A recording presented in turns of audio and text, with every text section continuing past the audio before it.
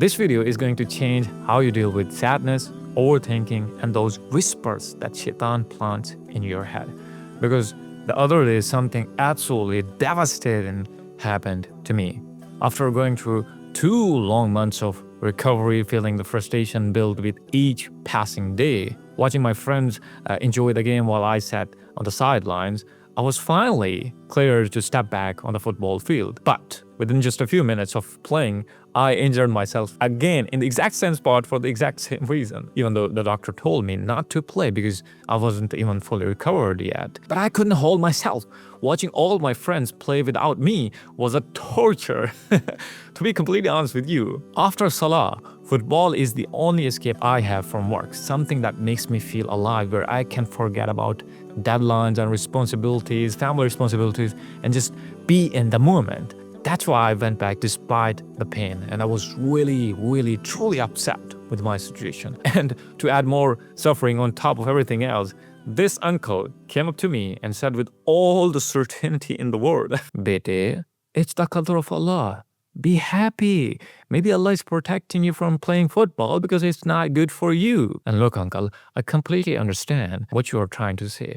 I truly believe that everything happens according to Allah's perfect plan. But what most people don't realize, that belief, as powerful as it still is not enough to stop Shaitan's whisper. He doesn't stop just because you believe in qadr. You know exactly what I'm talking about, those self-doubts that come creeping in when you are at your lowest point. Why me? Why not him, who doesn't even pray? Why does everyone else have to seem it all together when I can't even play football? These are the exact moments when Shaitan plays his absolute best cards, when he's going to lock in to destroy you, drown you, and make you lose hope in Allah's mercy and in your own future. And the hardest part about all of this that nobody really talks about, you can't stop these thoughts from coming. You can't build some kind of mental wall that keeps them out. I know what you're thinking. There's gotta be some kind of solution. Yeah, some magical pill I can take, some YouTube video I can watch that will instantly fix everything, some secret technique passed down through generations that will immediately stop the overthinking and allow me to live in peace for the rest of my life. Okay, if that's what you're looking for, you have been sold a beautiful lie. Because I've personally tried everything to overcome these negative thoughts. I've tried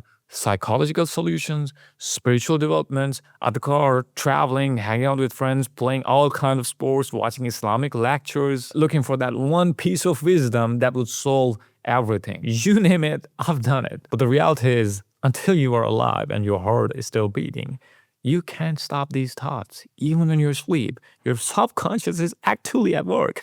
So that doesn't mean I just have to live this way. No, absolutely not. Actually, the solution that I want to share with you is so powerful, so transformative. It has the ability to take all that negativity, all that overwhelming sadness and self-doubt and turn it into something positive and productive. And it's so powerful, you can literally apply to any part of your life. You want to grow spiritually, you apply this principle and you become the best spiritual version of yourself. You want to grow your business, you apply this and your business starts to grow. You want to feel deeply connected to Allah, you do this and you absolutely feel that profound connection. When I started doing this, because as you probably know by now, I am a big overthinker. To even go for a random short walk around the neighborhood, my mind would go absolutely crazy. Bro, don't wear AirPods because people will think this guy is listening to music and that will create a bad impression in your community. Because you pray in the masjid,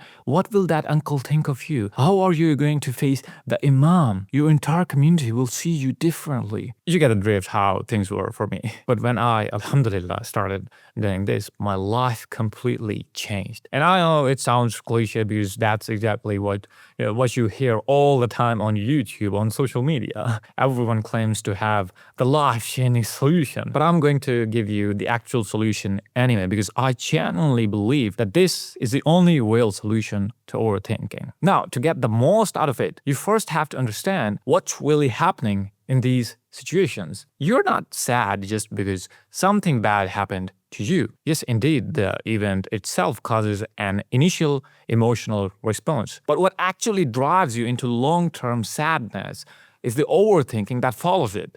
It's constantly repeating that event in your mind. The endless analysis of what happened, what it means for your future and all your plans. That's what drives you to the edge of sanity. I'm not saying feeling sad is something bad. Actually, it's totally human and natural. This point is really crucial to understand. Prophet ﷺ cried over the loss of his son. Can you even imagine how devastating that must have been for him? A prophet of Allah, the most beloved to our Creator, experiencing such profound loss. Did he not feel sad? Of course he did. And so do I. And so do you. There's nothing wrong with experiencing these emotions. But what makes all the difference is not to surpass those emotions or pretend they don't exist. It's understanding this. Sadness is essentially a form of energy. Certain chemicals being released in your body, specific dopamine and serotonin levels shifting in your brain. Just like when you get happy, your body releases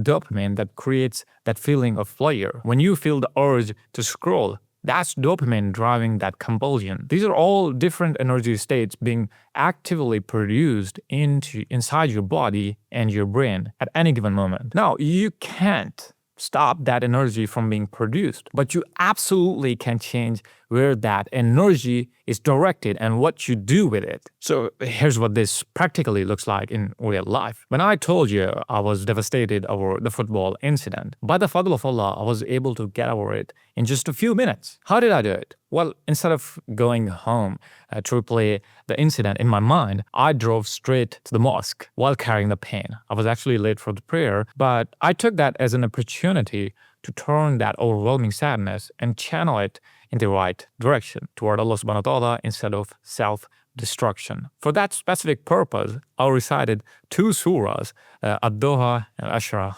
by the morning light and by the night when it falls still. Your Lord has not abandoned you, nor he has become hateful of you. Wallahi, akhi, I'm telling you with complete sincerity, that prayer was an absolute blessing from Allah. Because for quite some time before this incident, I was just going through the motions in my salah, standing, prostrating, but never really feeling my prayers. Not experiencing that khushu, which makes prayer the coolness of your eyes. But this football incident turned out to be a blessing in disguise, because after an entire month of trying and striving and struggling to achieve khushu in my prayer, I simply couldn't reach it through my own efforts alone. And then this incident became the key that unlocked my heart. I felt that prayer in a way I hadn't felt in months. In other words, the message is clear. Take that energy of sadness, loss, or any other form of it and put it into meaningful action. Turn your pain into purpose by using it to draw closer to Allah subhanahu wa ta'ala. So just like that,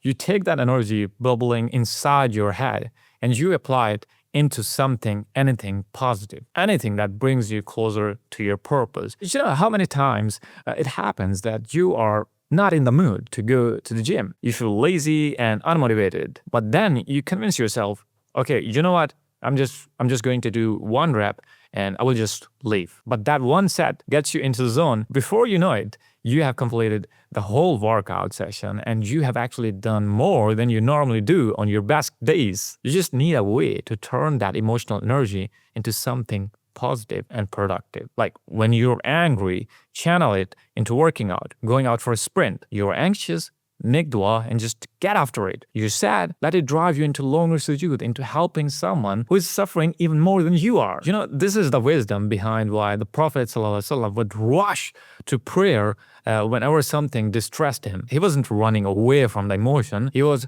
redirecting that energy into the most powerful channel possible. Do you know that the companions, the Sahabas, experienced waswas as well? But look at the wisdom. They would say it was a clear sign of faith, because the thoughts only bother you when you are trying to move in the right direction. Shaitan does not waste his time on people who are already lost. So the next time you are overthinking, the next time Shaitan whispers, ask yourself the simple question, where am I going to direct this energy? And that's going to make all the difference. Till next time, Assalamu alaikum.